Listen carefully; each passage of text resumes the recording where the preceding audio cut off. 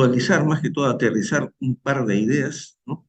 Sobre lo que hemos conversado el día de la teoría para consolidar, porque este es un tema, todos los temas son importantes porque van a ser parte de su práctica profesional, ¿no?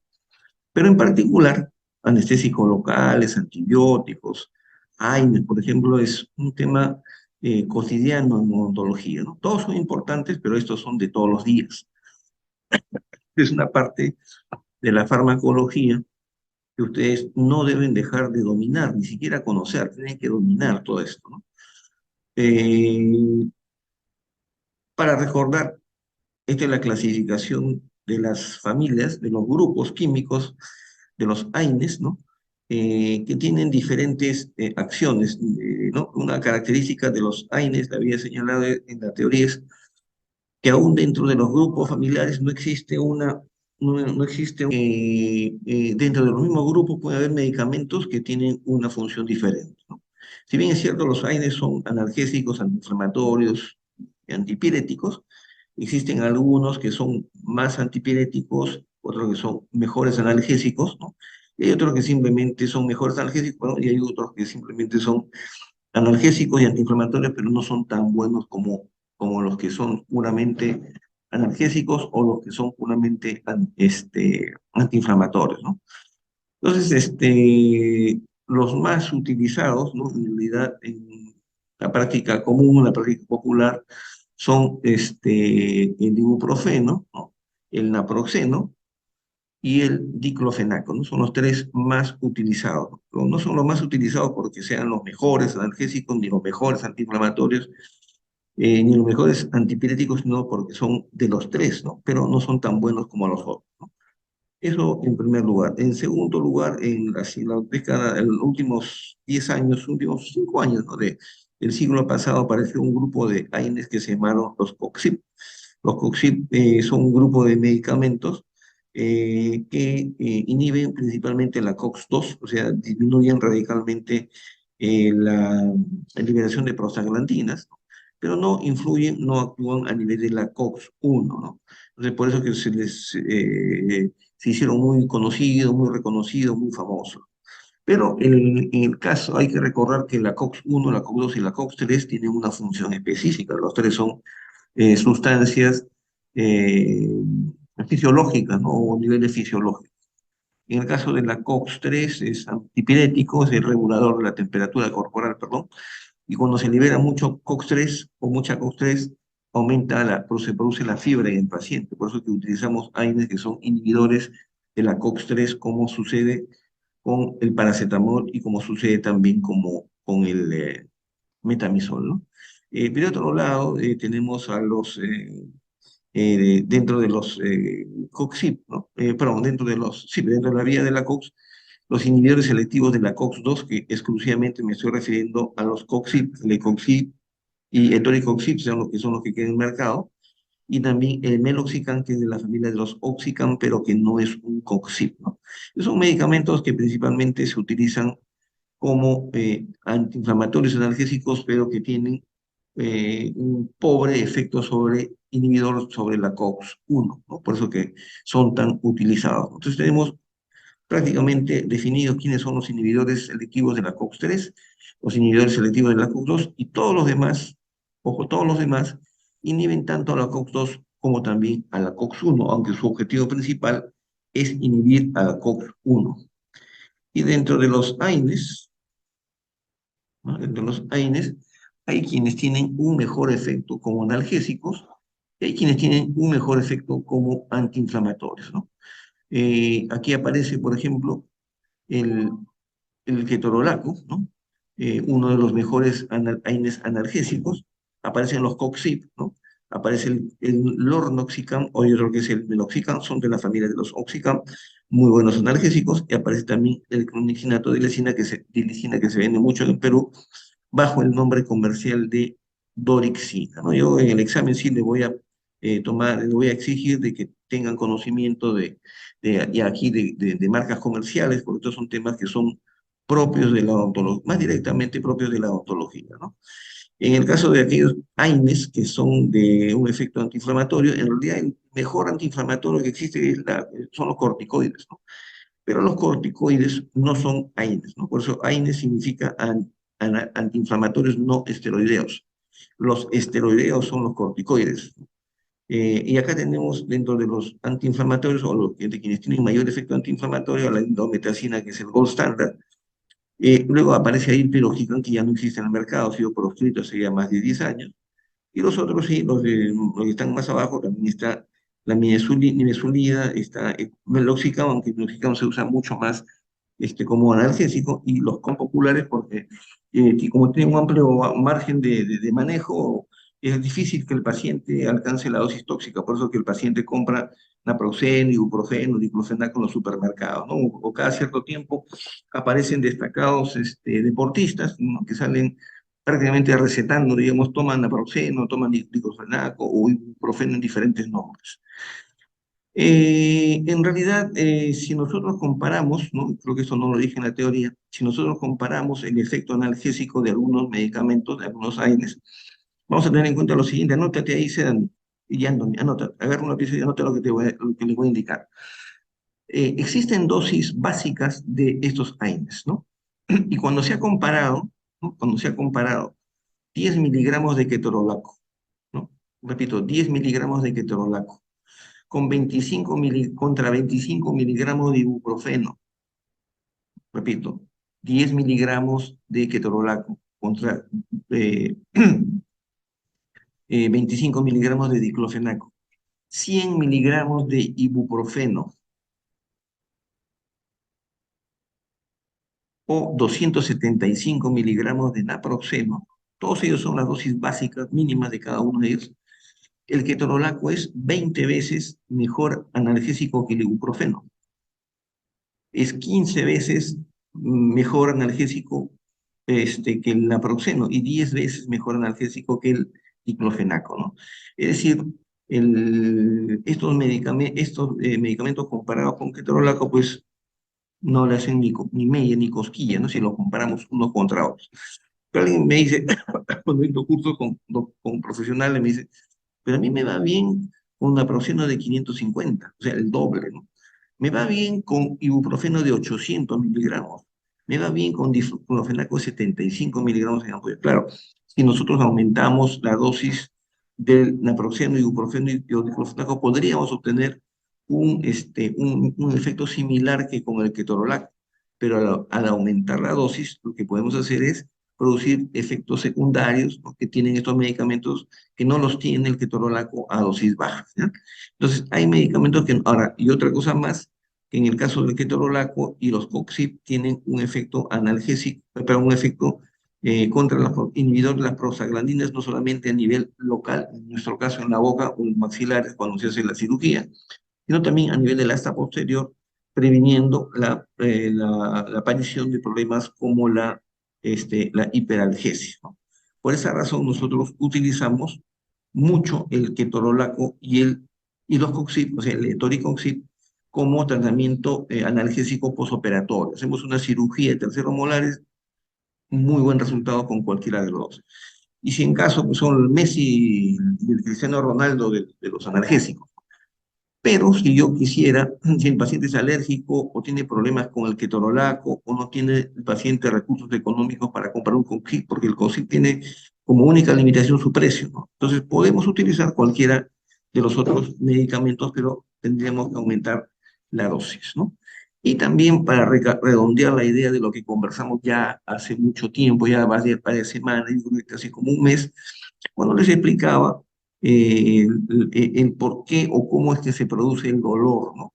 Porque si bien es cierto, la inflamación se produce a partir de las prostaglandinas, que son consecuencia de la cascada de la inflamación, en donde los AINES actúan a nivel de la COX, COX-1, COX-2 y COX-3, el caso del dolor es producido por una cantidad de información que envían los nociceptores, es decir, los receptores del dolor que se encuentran en todo el cuerpo, ¿no? Por ejemplo, Sedani atiende a su paciente, le hace una cirugía, y en la boca, en el maxilar, hay una cantidad de receptores del dolor que envían la información al sistema nervioso central y de ahí la información desciende para que el paciente después de fracción de milésima de segundo recién perciba o siente el dolor, ¿no? Pero la sustancia P a su vez es estimulada por dos sustancias, ¿no? los nociceptores son estimulados por una sustancia llamada sustancia P. Pero esta sustancia P, a su vez, es inducida a que se libere por dos sustancias, que son las prostaglandinas, consecuencia de la cascada de la inflamación, y también la histamina, que en parte es consecuencia de la cascada de la inflamación, pero la histamina en realidad se encuentra en todos los tejidos, ¿no? En todos los tejidos del cuerpo. Por tanto, es necesario saber esto para contemplar la posibilidad de utilizar analgésicos que no solamente actúen a nivel de la cascada de la inflamación, sino otros, como por ejemplo que son, hablando de analgésicos, los opioides, ¿no? Los opioides son medicamentos que actúan a nivel del sistema nervioso central, bloquean la respuesta dolorosa, y entonces la información que envían los nociceptores no desciende, no retornan. Como el paciente no, como el nociceptor no, para el receptor, el dolor, o sea, el nociceptor, la información no retorna, entonces simplemente no es, el paciente no siente dolor, ¿no? Entonces es un bloqueo, ¿no?, de la información a nivel de la corteza del sistema, a nivel de la corteza cerebral en el sistema nervioso central. Por esta razón los opioides son tan efectivos, ¿no? Pero los opioides no actúan a nivel de la cascada de la inflamación, actúan a nivel central, ¿no? Por eso es que cuando ustedes receten algún opioide, nosotros solo podemos prescribir, perdón, o recetar el tramadol. Vamos a tener que tener precaución porque ese tramadol impide que la respuesta descienda, es decir, el paciente no sienta dolor, pero como no actúa a nivel de la cascada de la inflamación de todas maneras se va a producir y el paciente va a seguir produciendo prostaglandinas, ¿no? Eso es en general en cuanto a la vía del dolor, que ya se había explicado anteriormente cuando hablamos de la cascada de la inflamación en clases anteriores, ¿no? Quizá lo único que habría que puntualizar acá, curso de farmacología, ¿no? Farmacología y terapéutica, o sea, aplicación clínica de los fármacos, es que existen varios esquemas para manejar el dolor, ¿no? Ahí están los nombres, ¿no? Ahí queda la diapositiva, ¿no?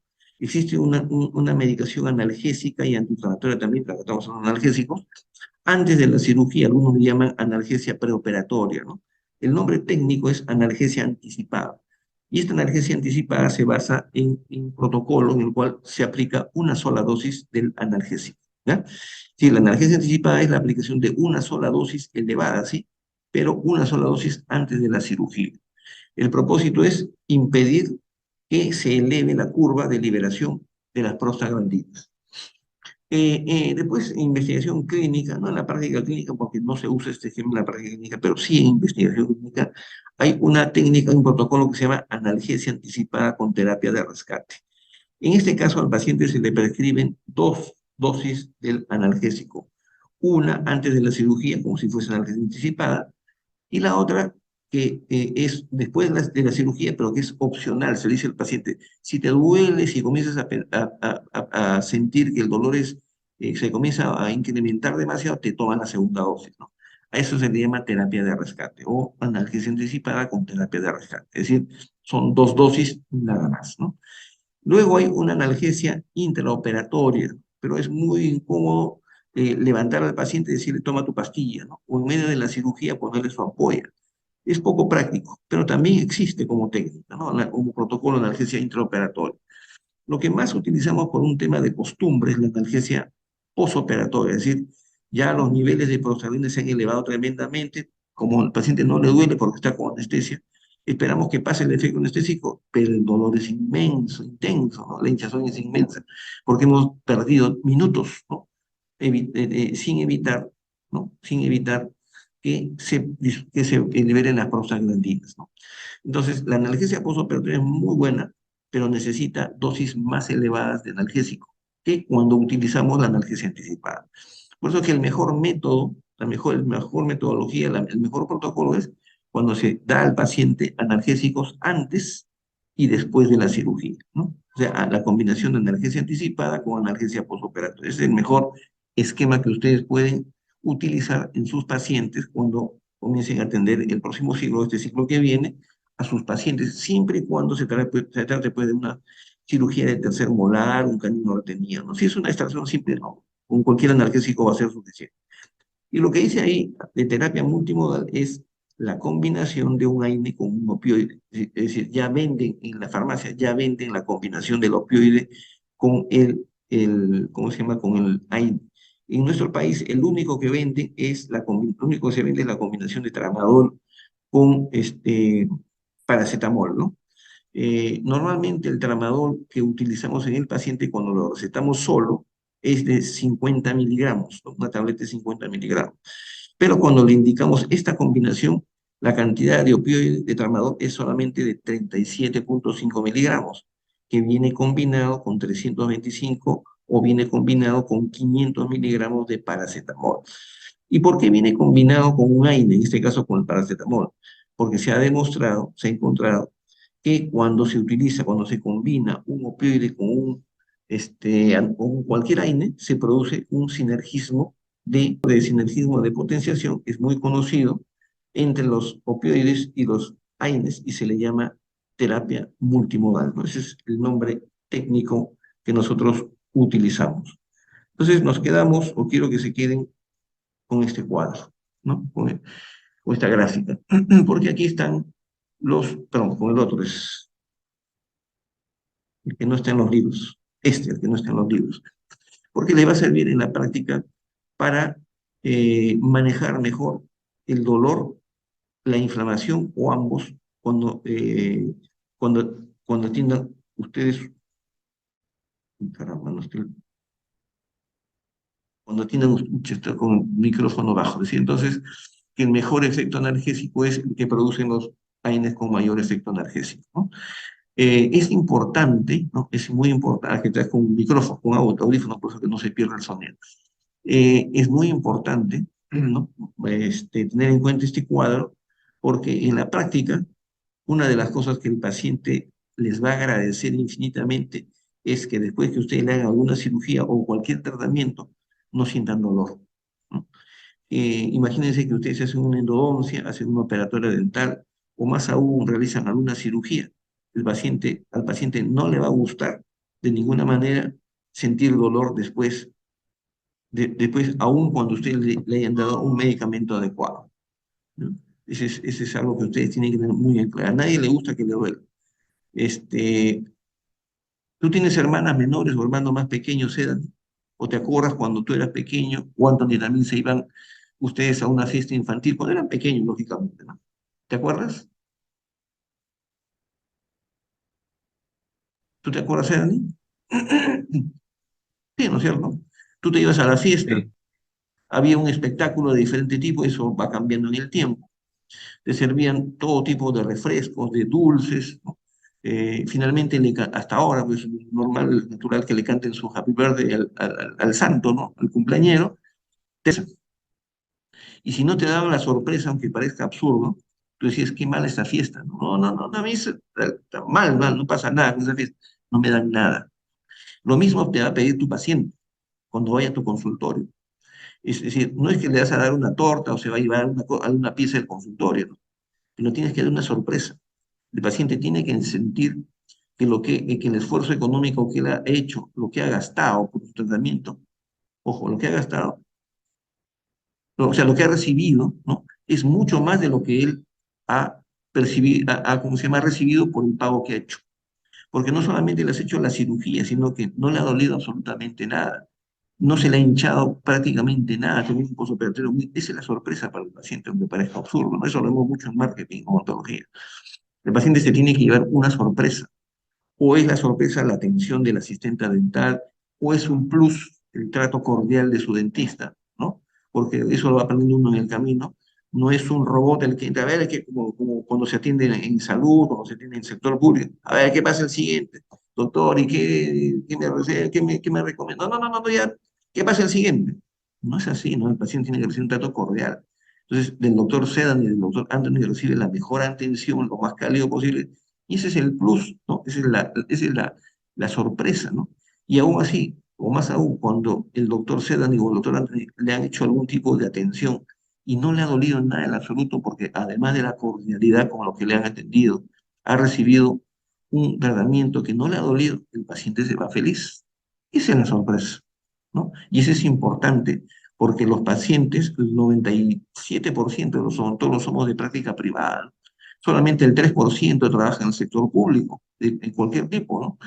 Por tanto, nosotros vivimos realmente del agradecimiento del paciente y también de los pacientes que reiteradamente van viniendo porque han recibido una buena atención. En este caso, en esta parte del curso, una atención sin dolor, una atención